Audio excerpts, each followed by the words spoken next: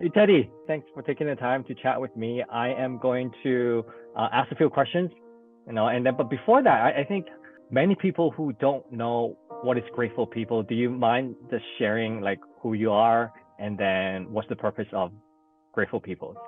Yeah, for sure. So, I mean, Grateful Peoples is a nonprofit that I started, and the inspiration came from just my own experience of keeping a daily gratitude journal. And it's just a really simple practice that really changed the way I perceive life, and Mm. which changed everything. And it was so simple and so powerful. So I just thought it'd be really cool if my loved ones and my friends were also keeping a gratitude journal, and the people around me were keeping a gratitude journal. So I designed one. I designed a gratitude journal, and I printed a bunch of copies. And that's how Grateful Peoples was born. And now the main focus is working with schools, where we work with the teachers, and they make gratitude part of the daily curriculum. I remembered you left a journal at a coffee shop inside at New York City. Was Yeah, that the yeah. right? Mm. That's like a whole nother project. So yeah, one of the other things that I thought would be cool if there were just public gratitude journals out there for people to write in, and I thought one of the best places for that is a coffee shop. Mhm. So I just reached out to my neighborhood coffee shop that I went to every day, and I was like, hey, check out this journal. I'd love to just leave a public copy here. Let's see what happens. And it was really cool, and people just started, we left a little sign explaining what it's about, and people just filled it up, and it filled up really quickly. And long story short, my friends and myself and strangers also just helped get gratitude journals in coffee shops all over the country. Mhm. And I was able to collect a bunch of them, and it was, reading through all these grateful thoughts it was life changing. Mhm. And because it just offered so much new perspective that I didn't have before. So I created a coffee table, I made a book of which just compiles 250 pages of strangers' grateful thoughts. But I didn't, I honestly, yeah, when I released the gratitude journal, I didn't think of the coffee shop or schools idea yet. It kind of just Mhm. happened naturally. Mm. So today, let's. I know we said that.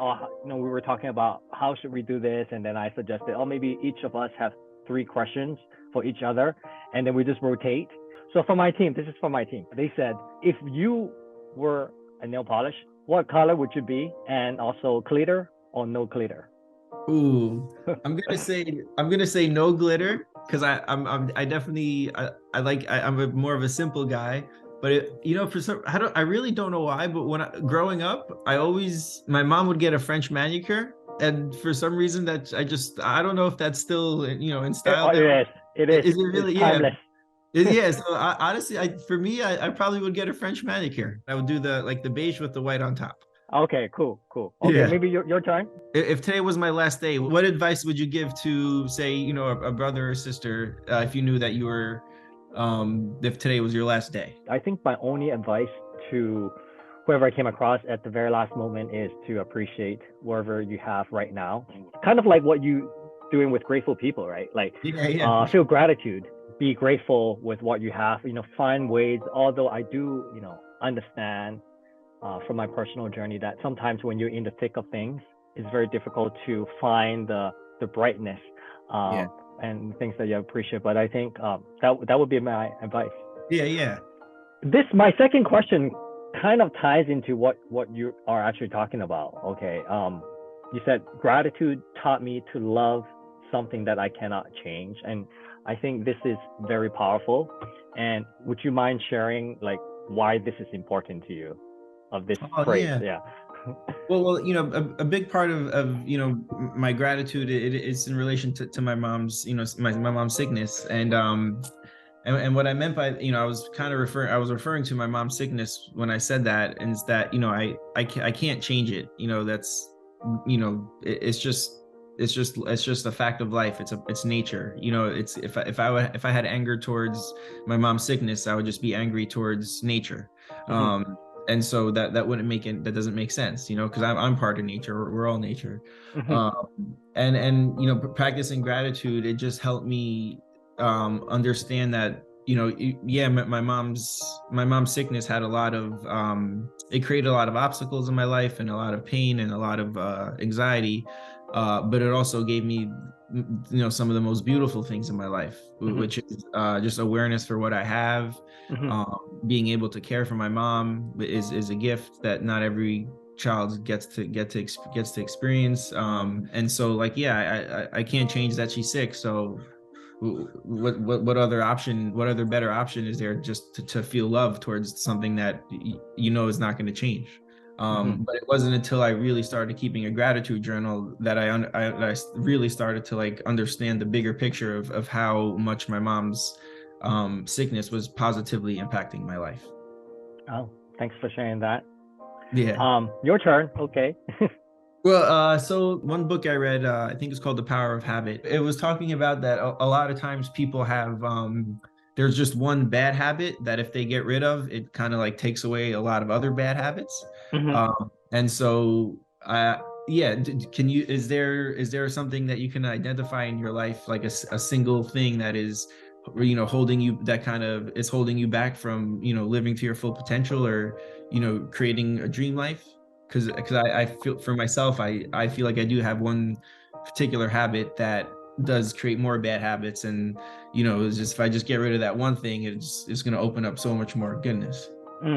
Bad habits. Everyone has some kind of bad habits. I guess it's how detrimental it is, right? I think for me, uh, the first thing I come in mind is I love to play Chinese chess. Sometimes I play too much, maybe. Yeah. I think Okay. one of the bad. So right now with the internet, you can be online, and then you can. The fun is to play with other people, right? So sometimes I notice that I might play. Sometimes when you lose, you want to win back, right? For anything, right? Okay. So it's Yeah. just chasing that you want your last game to win instead of lose. So I think a habit is to uh, learn when to stop, which I would honestly say I've improved. I said I'm sort of disciplined to it. At the same time, I think having personal fun is fine, but I think one of the bad habit is time management in Mm. general. I think Yeah. Yeah. no one is perfect, so I think if everyone improve, including myself, on time management, things will be much No, for better. sure. Yeah. Yeah. That's every human on the planet could get better time Yeah, management. we're no exception, right? Yeah, oh, yeah, yeah, that's definitely I'm definitely something I'm always working on, is time management, for sure. Okay, I guess it's my turn. Yeah. My question is related to meditation. So, may you share how your practice relate to like what you do right now with grateful people, or in general with gratitude? How does Oh, yeah. everything work out for you? Yeah.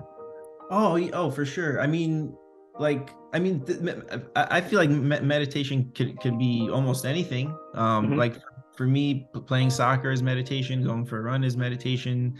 You can even, even cleaning the dishes, you can make into a meditative practice. But I feel like where the idea of meditation gets mixed up is that the idea is to just have no thoughts, which is Mm-hmm. impossible. Mm. You can't have no thoughts, that Mm-hmm. that means it won't be working. Mm-hmm. But the idea is just to like have a better response to the thoughts that come in. So I think that's what meditation is. It's not about completely shutting down your mind. It's just about training your mind to respond to life better. Mm. um and so yeah, so for me, when I'm meditating, I have the thought, and I kind of justify it in my head, Mm-hmm. and then I just release it. And then, Mm. but you need to take time to sit down and slow down and go inwards to be able to release the thought, and to be able Mm-hmm. to, process it. So yeah, meditating could just be like taking time to process your thoughts, so they Mm. don't run around in your head all day. Yeah. Awesome. Thanks for the description. Okay, now it's your turn. One I just thought of it kind of now. Some more of a Mm-hmm. lighter question. It was like, so like I just said, for me, I love playing soccer, going for a walk on the beach. Mm. These are all things that are woodworking. I've been getting into woodworking lately. These are all things that are meditation for me. So what are some things for you that aren't, sitting with your eyes closed? What are some hobbies that you have that you kind of consider meditation? Oh, first is I love to go golf. Yeah. So I would go golf with friends and my cousins. But sometimes I would like to go by myself. Oh wow. So by myself is I feel like it's a form of meditation because you are outdoor. But I think, seeing a lot of greens outside, enjoying the game, enjoying the moment, from moment to moment, from one swing to another swing, that's a form of meditation. And I sometimes I also just walk in the neighborhood. At one point I will walk every night after dinner. I think that's the Oh, that's time a that great. I rediscover myself, what's important, and kind of like straightening out many things that's going on in my life at one point.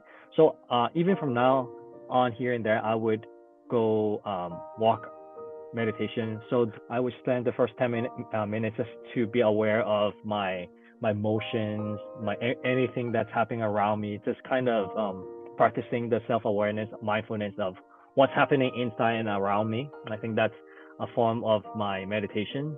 But I think living life, be as present as possible, even washing dishes. Yeah. Um, sometimes like peeling. I recently recorded a video, peeling a tangerine. So that's a form of meditation I can, yeah.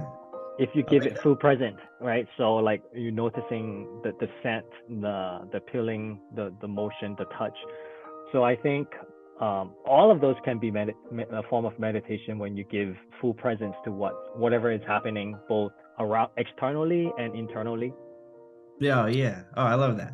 That's Yeah. awesome. I also have one last question. Yeah, Okay. for sure. So everyone, those of you who know Maniology, is we have a program called Stamp for a Cause. So we partner with different nonprofit organizations that we resonate with. So we are partnering with Grateful People to design a nail stamping plate. So if you were a nail stamping image, what would you be? Ooh. Be careful what you answer because I, that might be featured on the plate. well, actually, the first thing that came to my mind for some reason was like a cool cactus. I don't know, A like cool cactus. Okay. like the Hmm. Western. Actually, there's one on the cover of the coffee table book. Okay. For all the plants that you have choice, why a cactus? I don't know. I have no idea. I love the desert. The type of cactus that I'm thinking about, they grow like 15, 20 feet tall, some of them, and they're just I got the chance to go hiking and where they grow, and they're just so magical. But I don't know. That was just the first thing that came to my mind. What else? I think maybe I could share an image of what I'm thinking Okay. about the cactus. That's a tough. There's so many. My mind's kind of What kind blank. of phrases? What kind of phrases you want to be used on the sampling plate? Well, hope is one of my words I'm thinking about a lot lately. Because I'm Hmm. realizing that if you don't have hope, then it's really hard to get through life. Hmm. And another belief is a big one for me, or believe. For example, if you have for like Grateful Peoples. If I didn't believe in Grateful Peoples in some way, then I wouldn't do it. I wouldn't have done it for stuck with it for so long. So hope and belief are big ones. Birds. I've been thinking about birds a lot lately. Birds. Okay. Yeah, I've been thinking about hummingbirds in particular. There's a lot around my apartment here, and for some reason, when I see them, I think about my mom a lot. So birds have been coming up a lot. Okay. Yeah, those are some words. Cool. Gratitude, of course. Okay. So for those of you who stuck this long to listen to this point, if you have any recommendation, just like comment Yeah. somewhere that is available so that we can consider because we're in the process of designing the sample plate, and then you said that you designed the book cover, right? Yeah, The it's journal. it's it's my drawings. Yeah. Okay.